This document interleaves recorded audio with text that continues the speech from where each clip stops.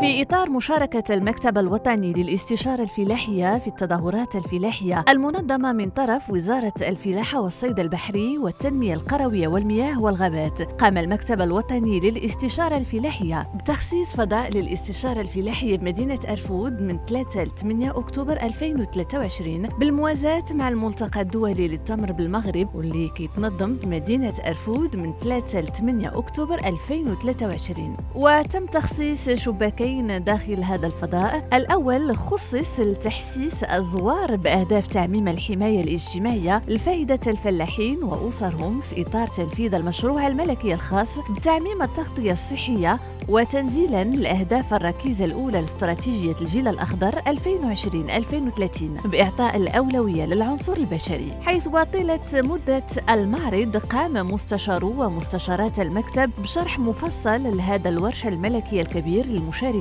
في المعرض وزواره، واللي كيمثل رافعة رئيسية لتحسين الظروف المعيشية للفلاحين والساكنة القروية بصفة عامة وفقاً للتوجيهات الملكية السامية. كما خصص المكتب الوطني للاستشارة الفلاحية شباك آخر خاص بالمقاولين الفلاحيين الشباب حاملي المشاريع الفلاحية في العالم القروي، حيث قام مستشارو ومستشارات المكتب بتقديم توجيهات وشروحات حول كيفية إنجاز المشاريع الفلاحية وكيفية استفادة هؤلاء الشباب من الدعم والتمويل والتكوين ومرافقتهم من طرف مختلف مؤسسات ومصالح وزارة الفلاحة والصيد البحري والتنمية القروية والمياه والغابات. المعرض اللي كيعرف واحد الاقبال جد مهم، لا من زوار المغاربه ولا من العارضين المهنيين وكذلك العارضين الدوليين. فمن المتوقع باش يكون عندنا واحد 100,000 زائر ان شاء الله في هذا الاسبوع. ملتقى جد مهم فيما يخص الاطلاع على اخر المستجدات التقنيه وديال الابتكار في سلسله التمور بصفه عامه، وخصوصا فيما يخص التثمين ديال التمور، وكذلك فيما يخص الرفع من التقنيه ديال الرفع من الانتاجيه والتحكم في المياه ديال السقي.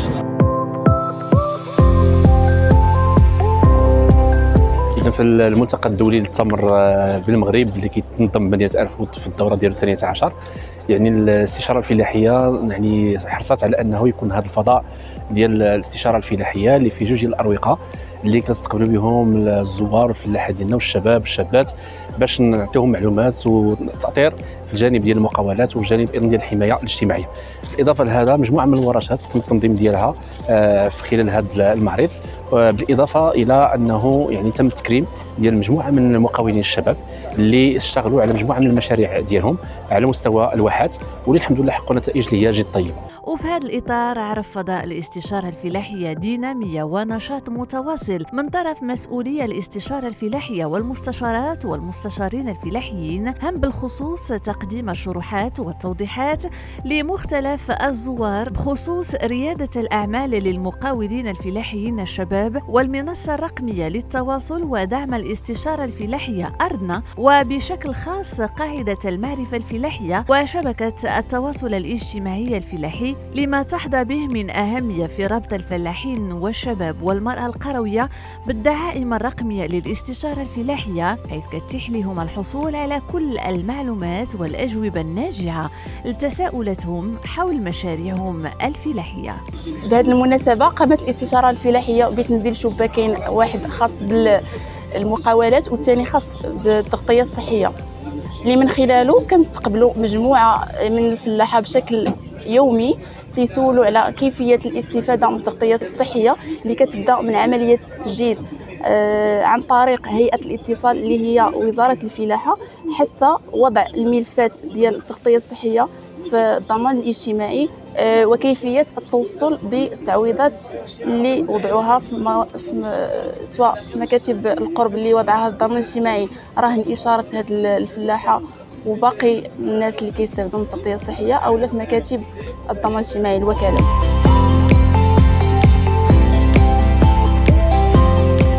بالموازاة الملتقى الدولي للتمر بالمغرب الدورة ديالو 12 أرفود،